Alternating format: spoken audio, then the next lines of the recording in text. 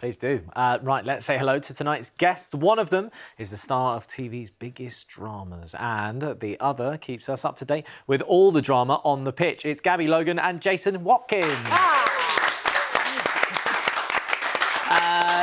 Jason, that one big thank you that we just saw there, it was so nice. But honestly, you've helped us out with a one big thank you before, and it's been one of our favourites. Do you remember that surprise? Well, I do. Yeah, he was such a wonderful guy, Kieran, and he'd done this incredible thing with Maxed Out campaign about, you know, he had a car accident, he was, you know, having a hard time, and somebody gave him a dog, and it turned his life around, actually. But what's great about him was he just helped other people. It was about, it had benefited him so much, but he just shared that with everybody else. Oh, it was so nice. And, you know, everybody cried, Gabby, and those are the ones that really get us, isn't it? Yeah, it was a lovely, lovely surprise. But in this new drama that you've brought today, we see a very different side to you.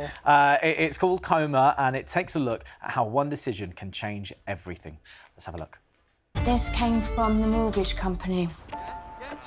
Hey! You've got something to say, big man? I asked you a question. Hey, what are you doing?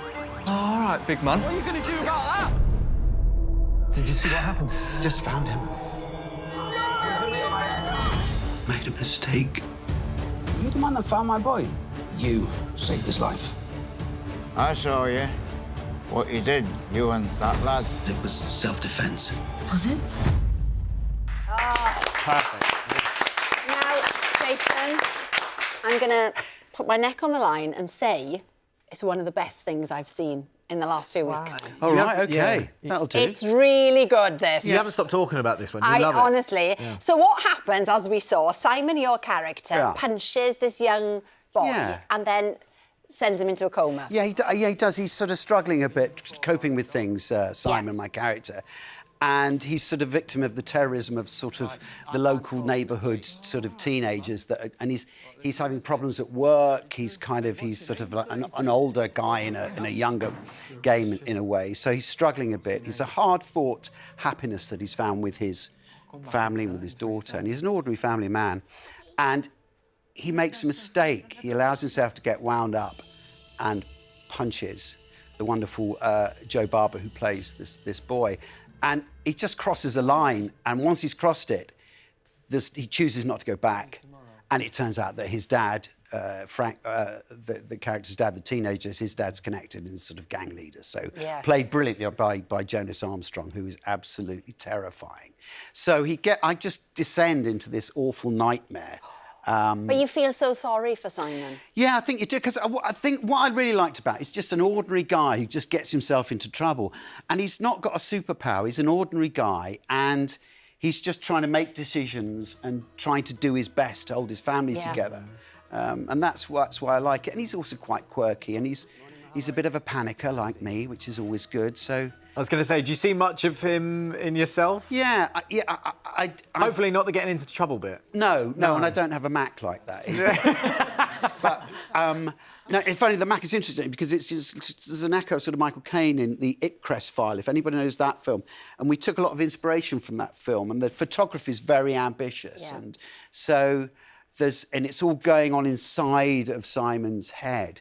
But yeah, I'm a bit of a panicker actually. So, and hopefully that's real, you know. Yeah, I mean, well, some of the situations that we see Simon in, of course, being confronted with the young boy's dad as well, who you said there, but with Jonas.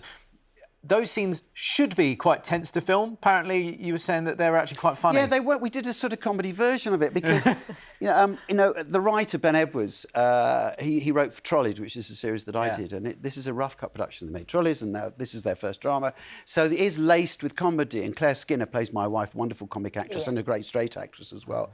So there is when someone is that it's terrifying. Then, you know, there is a kind of comedy element because he's so ineffectual, he doesn't know how to deal with it. So, yeah, we did a sort of a funnier version and a straighter version. So in the edit, we could choose, but we found really that it was the tension that we wanted. And you can't start... Every scene couldn't be a sort of easy, relaxed sort of family dinner. No. There had to be an agenda. And so, you know, it wraps And up then the team. your neighbour in it is played by David Bradley. The great David Bradley. And you were super excited, weren't you, Jason, about working with him? Yeah, he's a star. I mean, I saw him on stage when I was sort of in my sort of 20s, when I was starting out at the RSC. And I always remember him from one particular show at Molière, and he was just this incredible presence. And it's great that he's had this incredible film career. You know, people know from Harry Potter and Game of Thrones. He's an evil character. It was. I'd just say that, you know, we had a trailer next to each other, and there was a very small scene, and I remember that I heard David next door going through his lines. Getting it the best it could be before he went on the set. And people think, oh, well, he's David Bradley, you can just phone it in. But he's still working, and I think that's a really brilliant... Yeah. What I love as well is that, you know, we see David in so many, like, kind of, not scary, but just... Serious-ish roles, right? Especially, as you mentioned, they're quite creepy in Harry Potter as well. But apparently, off-screen, he's quite the dancer. He's got the moves, Gabby. He's a hoot. Yeah, Jason, what's the deal with this? Well, we were working very hard, but we had about 2 nights out, and one night we had a big night out in Budapest where we shot it. And David was kind of still there, like, but he was getting on a bit. And then we started dancing, and he danced for 2 hours. And Brilliant. He's got with his family. He's got. I know you won't mind me saying this. Go on. He's got a band, and he's the wedding singer, and they go around. They do Amazing. weddings. No, so you can hire them. Yeah, and he did his moves. Let's are a bit, hire him. Oh, here we go. they're a bit like, his moves are a bit like this, like so that kind of thing, like kind of, you know, sort of, I don't know, Led Zeppelin. Yeah. And he was learning a David. Covers, is it? Yeah, it's covers. Yeah, and he was Brilliant. learning a David Bowie song when we're out there. And I think he's one of those amazing people that's interested in life and interested in, and has a sense of life and joy, and it feeds into his work. And I think he's a wonderful man. I love that when you work with someone and then all of a sudden you see them let their hair down and you're like, oh wow. I mean, Gabby, with you, I mean, there must be a sporting pal that you've worked alongside. We overlapped in Budapest. I was doing the World Athletics Championships while you were filming. I was in the 200 metres. Well, we didn't have too many big nights out, sadly, but that would have been a great kind of mash-up, wouldn't it? Would have been, yeah. Well, you can imagine with our guys, especially when you kind of go to football World Cups and European Championships, there are a few ringleaders. And it'd be fair to say, in Qatar at the World Cup, it probably won't surprise you that Micah Richards seemed to know where all the parties were. He's the person, if I wanted to go out, I'd find out where he was going. Of course, yeah. of course. Brilliant. Well, look, Jason, thank you so much. Coma is on from Monday to Thursday next week. People love that, don't they? Just one after the other. I like that. All in one go. Strict, Exactly. don't they? Monday, Thursday next week, 9 p.m. on Channel 5 and My 5. Still to come tonight, Gabby's going to be telling us about a brand new podcast which looks at everything from the Six Nations to sports scandals. Yeah, plus very shortly we'll be joining Matt Allwright alongside Molly King, who's nearly finished day 4 of her epic 500k cycle for Red Nose Day. Oh, she's had terrible weather, bless her, hasn't she? Now, over the past few days, Radio 1's Molly King has battled torrential rain, wind and some incredibly steep hills in her pedal power challenge for Red Nose Day. Yeah, she is cycling 500 kilometres from London to Hull in this weather, and she's got about 10 miles to go before crossing tonight's finish line in Leeds. Matt Allwright is with her now, hopefully. Matt, oh, Molly! Oh, Mol. I want to give her a big hug. Give her a hug, Matt, instantly, now, quick. Give you a hug. They're telling me to give you a hug. You know what? I don't think you need. I think you're looking in great. You're absolutely fighting fit, considering you've just made it over the Pennines in this weather, which is a challenge for experienced cyclists. How's today been? Do you know what, Matt? It's been really tough. It's been our hardest day so far. So this is our 4th day now, consecutive cycling. We've done 100k a day. I had never cycled before this challenge. And yet today we took on the Pennines, which even saying that out loud sounds ridiculous, but we managed to do it. And I don't know how we did. Well, it's just grit and determination. Yeah. And, I mean, I suppose now it helps to know that the end is You're getting there. You know, the end's in sight. You're going to be doing that last leg from Leeds to Hull tomorrow. Remind us why Hull is so important to you. Hull is really special to me, and the reason that we're ending the challenge there is because I lost my dad just over a year ago. He was really fit and healthy, and he got diagnosed with a brain tumour, and we lost him 3 months later. So it was a real shock to the family, and we're still kind of recovering from all of it. But when Comic Relief asked me if I'd like to do this challenge, there was no way I was going to say no. I was like, I want to help people who are going through their own hurt and who are going through their own pain and their own struggles, whatever they may be. But I was like, I have to do this. I have to do it. Well, do you know what? You are doing him proud. He would be so proud of you. And, you know, the number of people that you're benefiting through this, the number of different causes is incredible. It is. And they're going to receive such a huge amount of money. We know we're over the $500,000. So there's people shouting for you already. I can't believe it.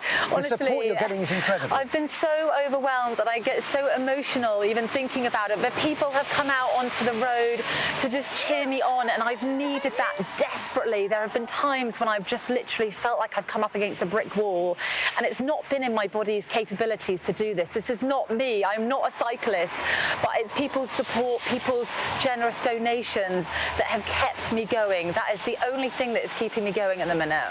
OK, last leg, and presumably when you get it, well, we hope so, when you get over that finish line in Hull, there will be Stuart and Annabella waiting for you, and hopefully a hot bath as well. What's that going to feel like? Oh my gosh, that is going to feel amazing. Yeah, I'm taking every day as it comes, to be honest. We've still got another hour to do in the dark tonight, but if we're able to get over that finish line in Hull, in my dad's hometown, it will just be incredible. It will be the best feeling ever. Well, I'm sure the people of Hull will give you a proper welcome. We are rooting for you. We wish you the very best tomorrow. Thank you so Look after much. yourself and have a really relaxing weekend Thank after all of you, this. thank you, I Molly will. King, everybody, we wish her the best, and we'll be following her again tomorrow morning on Morning Live from 9:30. Good luck. Thank you, thank you. What a brilliant effort. So good. So tough what she's doing, and it's not too late to show your support for Molly's Pedal Power Challenge attempt and make a donation to Comic Relief. You can head to bbc.co.uk/Molly, where you can donate any amount online. Yeah, please do. And you can find out the grand total Molly raised by tuning into Comic Relief Funny for Money tomorrow from 7 o'clock on BBC One and iPlayer. Now then, Gabby. It's a really busy year for sport. You're very excited. Of course. Goes on and on about it. So this is the perfect time for The Sports Agents, a new podcast. Very exciting. It's twice a week. It's quite full on. But I had a listen and I thought this won't be for me now. But Jason, it was. It was very interesting. You cover loads of different topics, don't you? Yeah, well, it's not about the sport that's just... We're not talking about, oh, that match that just happened or that thing that happened on the pitch. For me, it's the stories around sport that are so interesting, the politics, the relationships, and I don't just mean personal, you know, romantic relationships. I mean how people kind of connect through sports, different sports challenges, you know, that they have, whether it's the professionalism in the sport. We're having a good look at that in rugby next week. We've had a really great start with the story that was Red Bull story, and Christian Horner was the first show we did. It was days after the first Grand Prix of the season. Then we looked ahead to AJ's fight in Saudi Arabia, and we took a bit of a deeper dive into Saudi Arabian money in sport generally and the kind of conflicts that has for a lot of people. And actually we had Eddie Hearn on today's episode talking a bit about the fight and the fact that, quite depressingly for me as a fan, that perhaps we'll never see these huge fights outside of the Kingdom of Saudi Arabia again. Yeah. Because they're the ones that can afford to put the fights on, you know. So, and they're actually happening. Boxing fans say, well, yeah, but they're making these big bouts happen that we couldn't get off the ground, not we as in us, but, you know, that couldn't be off the ground in the UK. So there's so much goes on, I think, outside of the field of play. Yeah, I mean, you mentioned it there as well, the rugby. You're going to be looking forward to that. I mean, this Saturday is going to be huge, right? Yeah, Super Saturday. There's all to play for. We've got the red spoon, the wooden spoon, the red of Wales. The red of Wales. It might not be red, Alex. It might not be red. No, it can't be, Jason. Italy are looking for their best side, ever. aren't they? Yeah. Well, they're at the side in development, yeah, and they haven't won a match in the Six Nations so far. They've got to do that to kind of avoid that wooden spoon against Italy, who've won and drawn a game. And then, of course, you've got Ireland, who really are in control. Scotland would like to upset the party because they were beaten by Italy last weekend. England still with a sniff of a chance against France as well. So everybody's got something to play for. Now, it's not just rugby as well, as you said. In this week's episode, I think it went out on Tuesday, it was all about performance-enhancing, sort of doping athletes. I found this fascinating. I didn't know anything, Jason, about this, right? But you spoke to this guy. You can tell us all who he is now. And Gabby nails him to the cross. Well, it was intense, yeah. He was Aaron De Silva, he's called. He has the CEO of the Enhanced Games, and his idea is that this Enhanced Games will rival the Olympics because the athletes will have an opportunity to dope.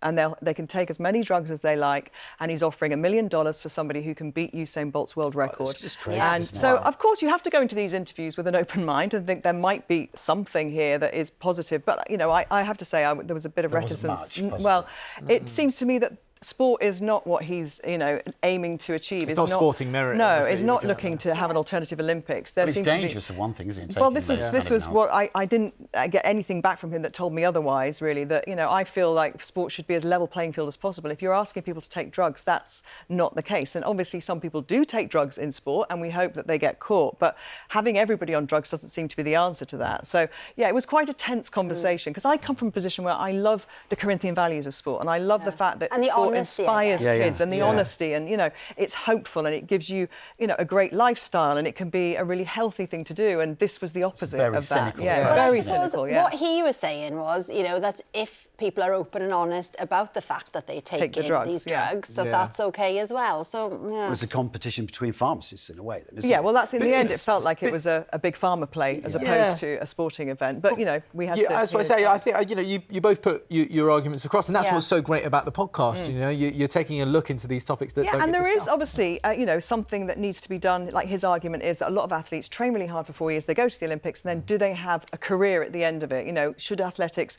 have a better structure for athletes? And, you know, lots of people have got arguments about that as well. And Michael Johnson has suggested he's got something new coming down the track. So, you know, the debate was good, though. Yeah, the debates, well, from debating to baking, because let's be honest, Celebrity Bake Off, Stand Up for Cancer.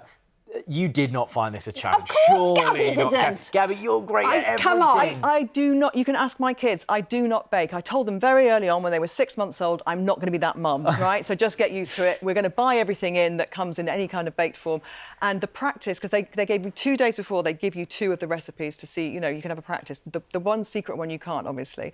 And it was such a disaster. I sent a picture to my husband and my daughter, who were out doing some sport together, and they said, pull out now, it's not too late. Save your reputation. Save the families. But I absolutely loved it. What a show. I mean, it's iconic, isn't it, in that tent? So it's great. The Sports Agents podcast is out every Tuesday and Thursday, and you can catch Gabby presenting the coverage of Saturday's first Six Nations match, Wales versus Italy. Come on, Wales. From 2:15 on BBC Not the Red One. Spoon. There you have it. That's all we've got time for tonight. See you Monday. Bye-bye. That was such a thrill.